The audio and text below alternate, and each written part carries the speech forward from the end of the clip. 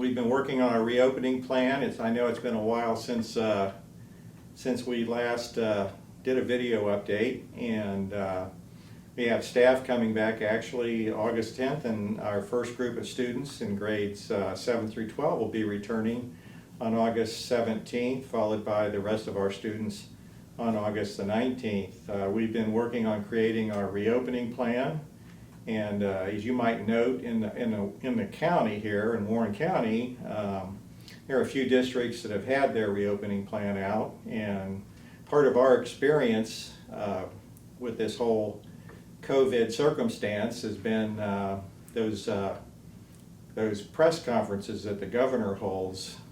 He's gone to, I think, twice a week now, and every time the governor tends to have a press conference, that tends to cause ripples around reopening. So what you'll see is some of the districts that have completed their plans are now needing to go back and revise their plans. So our draft is pretty much coming close to a conclusion here, and I would look for information coming out on that shortly. I anticipate our board will approve the reopening plan at our regular July 28th board meeting, but we hope to have the draft out before that so people can get context and get information. And I suspect there'll even be some further refinements and changes to that as the governor continues to hold press conferences.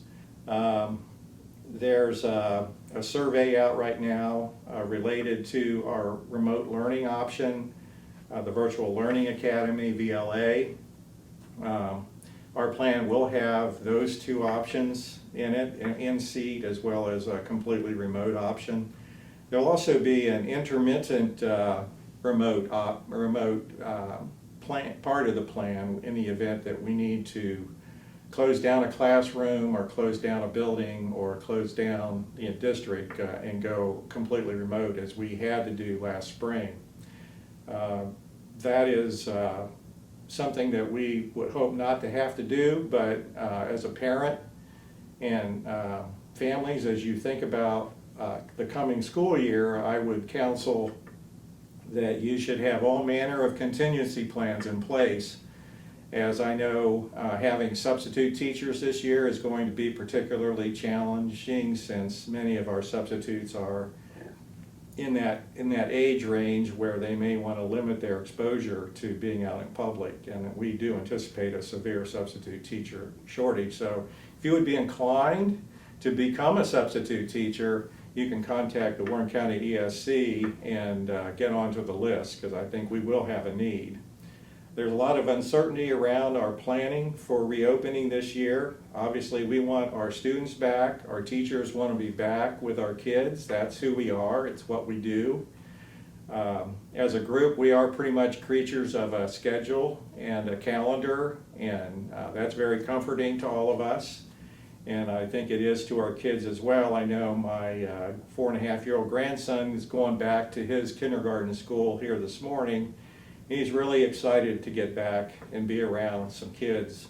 That's something that Max has really been sadly lacking, being around all of us adults.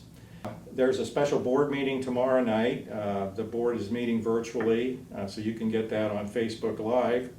On the agenda is an emergency levy discussion and a resolution of urgent necessity. For the board, it's first step for the district to go back on the ballot for the November 3rd election.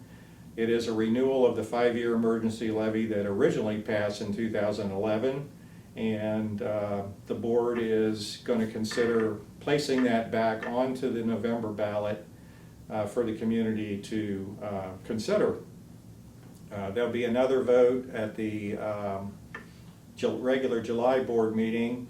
It's a resolution to proceed, which would then formally place this issue on the ballot. So look for that at the end of July. We get about $10.6 million in funding every year with that. That millage has been rolling back and reducing, and it will continue to do so should the community approve that in November. And I will talk a little bit about the COVID expenses. The Little Miami has received about $212,000 from the federal government flow-through dollars, to pay COVID expenses, related expenses. Just to give you an idea of where that $212,000 is going, we're going to go through a lot of hand sanitizer for the coming year. As a matter of fact, the projection is that we will need 30 pallets of hand sanitizer to get through the school year, and with each pallet there's about 280 gallons of hand sanitizer. So if you think about that, we've made our first order, and it cost us, we bought in bulk, and it's a little over $18,000 to get through a month of school. So you can see over a 10-month time period, we're going to spend over $180,000 just on hand sanitizer alone. Our plan will include additional cleaning of our facilities, reduced use and reduced numbers in our cafeterias and gym spaces. But obviously, returning to school, looking at socially distancing as much as we can. Our classrooms do not have the ability to, we don't have the ability to have everybody have 6 feet of social distance space. So desks will be facing forward. We will be looking at the issue, and we'll have some more clarification related to face coverings that'll be coming out in the draft plan here in the next day or two. But you know, just so you have an understanding, in order to be in session 5 days a week and have all students present, we're socially distancing as much as we can, and we've worked diligently with the Warren County Health Department and other school districts in the county to frame a common return to open plan for August here. As is the case with a lot of things that are going right now, our COVID circumstance and the presidential election, there's a lot of high-intensity political elements that are out there, and our schools are simply a reflection of what is going on in our culture, society, and our community. And so if you have an opportunity to talk with your children, please, I would counsel having and encouraging everyone to give everybody a lot of grace. So we're all playing a big role in opening schools, and we do want all of our kids back in a safe manner, and we want all of our programming to be offered, including our clubs and extracurriculars and our athletics as well, and we're working that direction. So that's an update for now. Thanks for taking the time to look at this. Look for an updated FAQ for the Virtual Learning Academy to come out here a little bit later today. So if you're interested in VLA, please check that FAQ, and that will help maybe give you some more information about making your decision. That's all for now. Go Panthers!